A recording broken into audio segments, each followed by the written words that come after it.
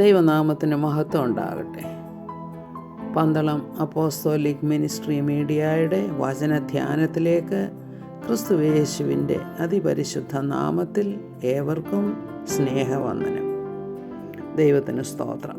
ഇന്നത്തെ നമ്മുടെ ധ്യാനത്തിനായിട്ട് എടുത്തിരിക്കുന്ന വേദഭാഗം 62-ാം സങ്കീർത്തനത്തിലെ ഒരു വാക്യമാണ്.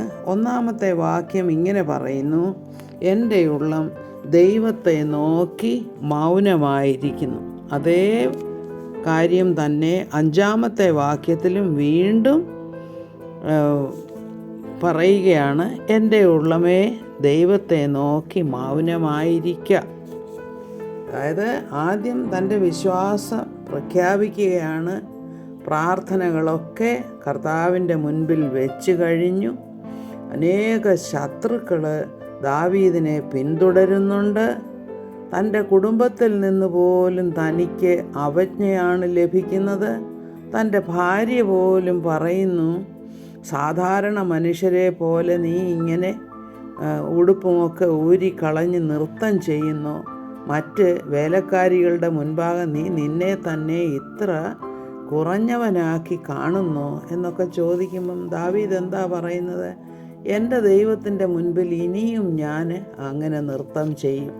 അപ്പോൾ അത് തന്നെയല്ല, അമ്മായിയപ്പനും വിരോധമാണ്, പിന്നെ കൂടെ ഉള്ളവരൊക്കെയും വിരോധമാണ്. അവിടെയൊക്കെയും ദാവീദ് തന്നോട് തന്നെ പറയുകയാണ്, ദൈവമേ, എൻ്റെ അപേക്ഷകൾ ഞാൻ നിൻ്റെ മുൻപാകെ വെച്ചിരിക്കുന്നു, എനിക്കതിനൊരു മറുപടി വേണം. എൻ്റെ പ്രശ്നങ്ങളിൽ നിന്നും നീ എന്നെ വിടുവിക്കുമെന്ന് എനിക്കറിയാം.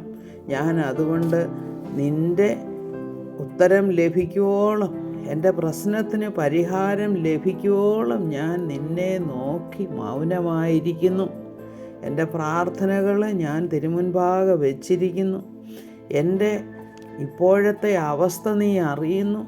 എന്നെ മറ്റുള്ളവർ പരിഹസിക്കുന്നു, എൻ്റെ കുറവുകളെ എടുത്തു കാണിക്കുന്നു, എന്നെക്കുറിച്ച് അപവാദം പറയുന്നു, എങ്കിലും ഞാൻ നിന്നിൽ ആശ്രയിക്കുന്നു. അപ്പോൾ ദാവീദ് എന്താണ് അവിടെ പറയുന്നത്? എൻ്റെ പാറയും എൻ്റെ രക്ഷയും നീയാണ്, എൻ്റെ ഗോപുരം നീ തന്നെയാണ്. ഞാൻ ഏറെ കുലുങ്ങുകയില്ല. കാരണം കുലുക്കി തന്നെ അവിടെ നിന്നും നിഷ്കാസനം ചെയ്യത്തക്ക കാര്യങ്ങളാണ് അവിടെ ചുറ്റുപാടും നടന്നുകൊണ്ടിരിക്കുന്നത്. അത് തന്നെയുമാണോ വീണ്ടും പറയുന്നത്?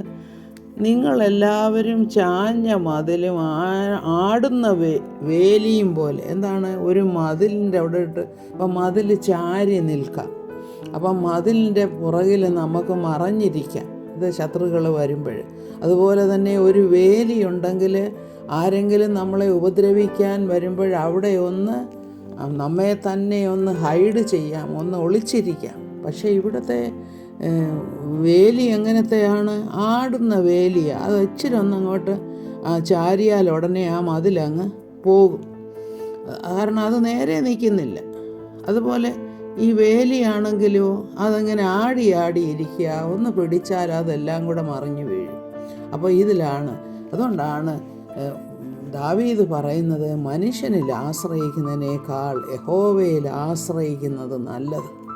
പ്രഭുക്കന്മാരിൽ ആശ്രയിക്കുന്നതിനേക്കാൾ യഹോവയിൽ ആശ്രയിക്കുന്നത് നല്ലത്. കാരണം നമുക്ക് പലപ്പോഴും നമ്മുടെ കൂടെയുള്ളവരെ പോലും വിശ്വസിക്കാനൊക്കുകയില്ല.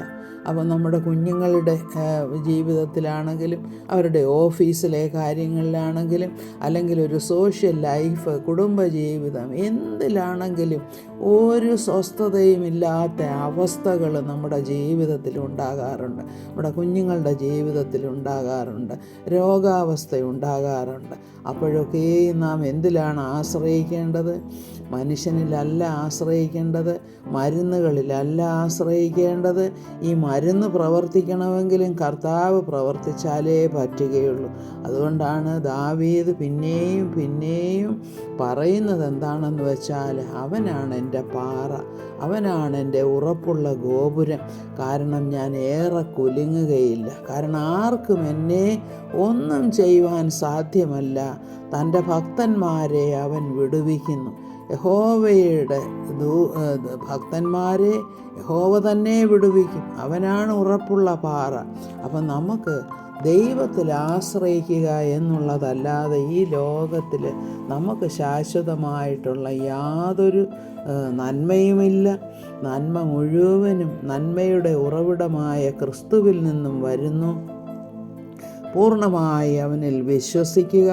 അവനാണ് നമ്മുടെ പാറ, നമ്മുടെ രക്ഷ അവനിലാണ്. അവൻ നമ്മുടെ സങ്കേതമാണ്. ദാവീദ് പറയുന്നത് കേൾക്കുക, ജനമേ എല്ലാ കാലത്തും അവനിൽ ആശ്രയിപ്പീൻ, നിങ്ങളുടെ ഹൃദയം അവൻ്റെ മുൻപിൽ പകരുവീൻ.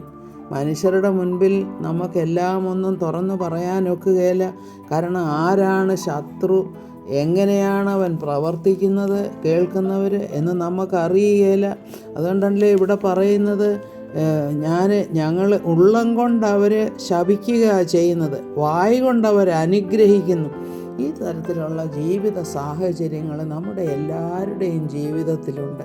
അപ്പോൾ നാം ആശ്രയിക്കേണ്ടത് എവിടെയാണ്? കർത്താവിൽ ആശ്രയിച്ച് നമ്മുടെ പ്രാർത്ഥനകളെ തിരുമുൻപാകെ സമർപ്പിച്ച് അതിൻ്റെ ഒരു മറുപടി ലഭിക്കുവോളം അവനായി കാത്തിരിക്കുക. യഹോവയെ കാത്തിരിക്കുന്നവർ ശക്തിയെ പുതുക്കും. ദൈവനാമത്തിന് മഹത്വം ഉണ്ടാകട്ടെ. യഹോവയിൽ തന്നെ ആശ്രയിക്കുക. ക്രിസ്തുവാണ് നമ്മുടെ ബലം, നമ്മുടെ ദൈവം, നമ്മുടെ സങ്കേതവും ബലവുമാകുന്നു. ദൈവനാമത്തിന് മഹത്വം ഉണ്ടാകട്ടെ.